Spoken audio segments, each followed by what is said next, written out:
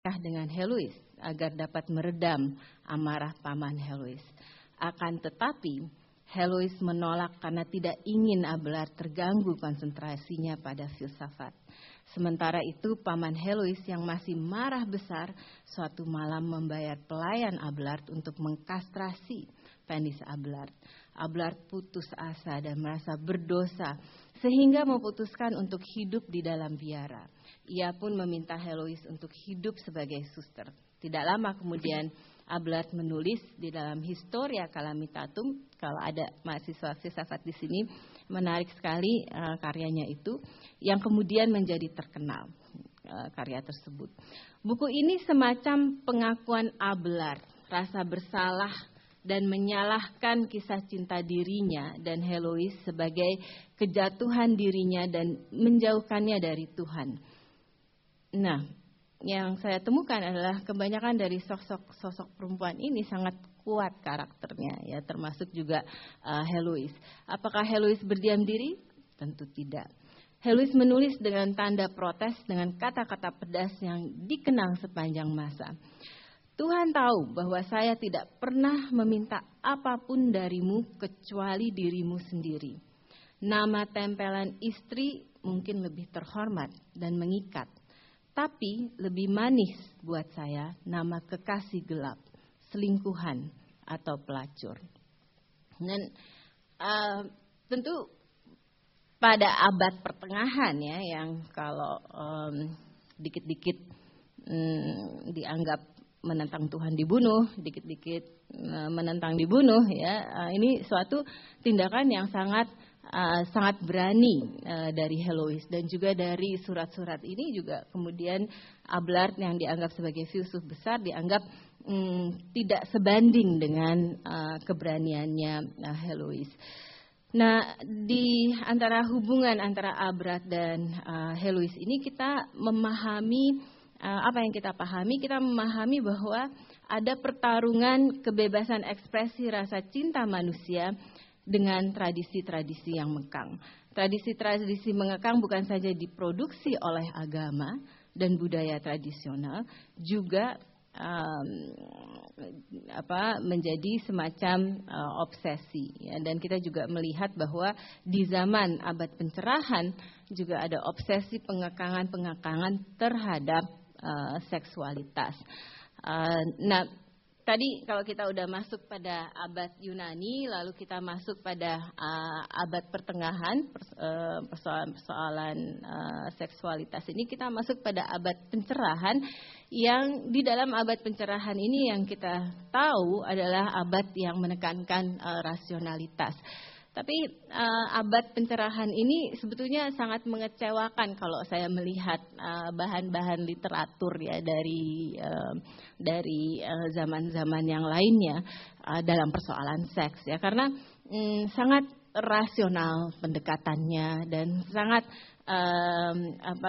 mengikuti standar-standar reason dan intelek yang kita ketahui, misalnya karyanya Jean-Jacques Rousseau, karya Emile ya, bagaimana menjadi suatu karya acuan kalau kita mau belajar tentang filsafat dan keluarga ya, atau filsafat dan seksualitas di abad ini. Emile misalnya, karya Jean-Jacques Rousseau adalah karya yang mengatakan bahwa Emile sebagai laki-laki adalah manusia yang perlu dididik, sehingga pendidikan memang menjadi hal yang digarisbawahi oleh Rousseau. Bagaimana Emile menjadi suatu makhluk yang rasional, suatu makhluk yang bertanggung jawab. Dia tentunya membutuhkan teman Sophie. Nah, bagaimana pendidikan Sophie? Pendidikan Sophie tentunya berbeda dari pendidikannya Emile. Kalau Emile pendidikannya harus rasional, harus logis.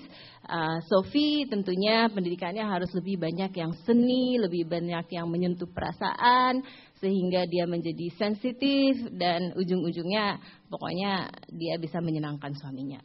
Nah, ini yang juga diprotes oleh banyak filsuf perempuan, misalnya seperti Mary Wollstonecraft yang akhirnya bunuh diri karena dia merasa apa yang ditulis oleh Jean-Jacques Rousseau ada suatu agenda besar yang mendomestikasi perempuan. Tapi ada satu yang menurut saya menarik di abad ini, yaitu Marquis de Sade yang tadi udah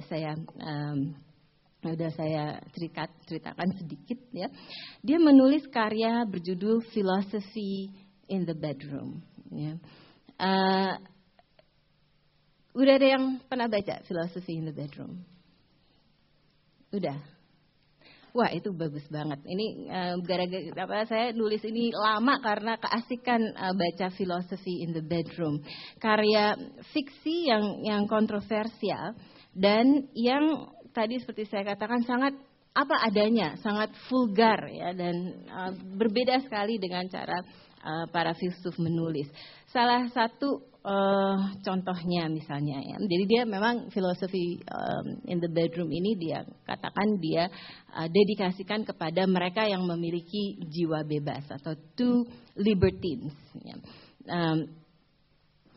Saya nggak sempat untuk menerjemahkan, tapi yang saya kutip di sini, ini yang saya kutip yang sangat soft dibandingkan dengan paragraf-paragraf lainnya yang mengejutkan gitu ya kalau kita baca.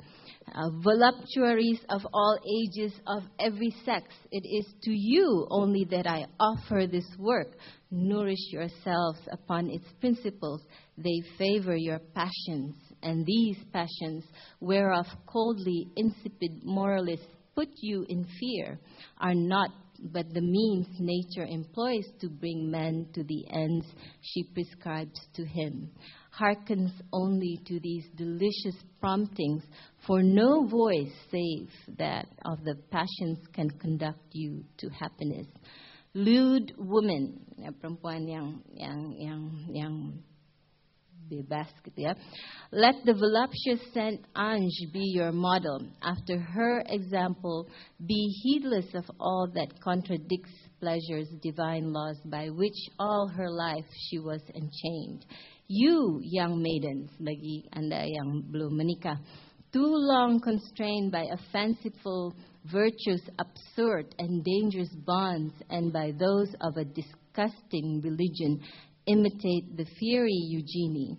Be as quick as she to destroy, to spurn all those ridiculous precepts inculcated in you by imbecile parents. Jadi apa yang ditulis oleh novel Marquis de Sade, karakter-karakternya seperti Madame de Saint-Ange ini dan Eugenie, ya, mereka memiliki karakter-karakter yang beragam. Ada karakter-karakter yang sangat nakal, bebas, ateis, dan ada juga yang sangat religius dan baik-baik. Ya. Nah, di dalam novelnya yang menarik ini, novelnya ini penuh dengan tindakan yang sangat mengejutkan, kadang-kadang menjijikkan, mengandung kekerasan. Philosophy in the Bedroom itu mesti diakui memang mengandung banyak kekerasan tulisannya, tetapi sangat juga rasional. Jadi tindakan-tindakan kekerasan di dalam seksnya itu dijelaskan dengan amat rasional di situ. Saat puas memainkan imajinasinya yang liar soal seks yang ia anggap natural. Melalui salah satu karakternya Domance. Nah, Domance ini adalah karakter yang dia menyukai laki-laki sehingga dia suka berhubungan sodomi. Ya. Domance misalnya mengatakan bahwa start from one fundamental point. In libertinage, bagi mereka orang-orang yang bebas, nothing is frightful, tidak ada yang menakutkan, because everything libertinage suggests is also a natural inspiration. Jadi apa yang dilakukan oleh orang-orang bebas ini ya dalam seksualitasnya adalah semacam a natural inspiration. Nah, karakter Madame de Saint-Ange adalah karakter yang dijadikan contoh bagi de Sade. Dia perempuan yang menjadi guru seks di Philosophy in the Bedroom ini. Dia menerangkan segala tindakan seksual dengan sistematis kepada muridnya yang bernama Eugenie. Eugenie itu baru berumur 15 tahun. Jadi seumur anak saya. Sedangkan Dolmans adalah teman adik Madame de Saint-Ange bernama Chevalier. Dolmans menyukai pria dan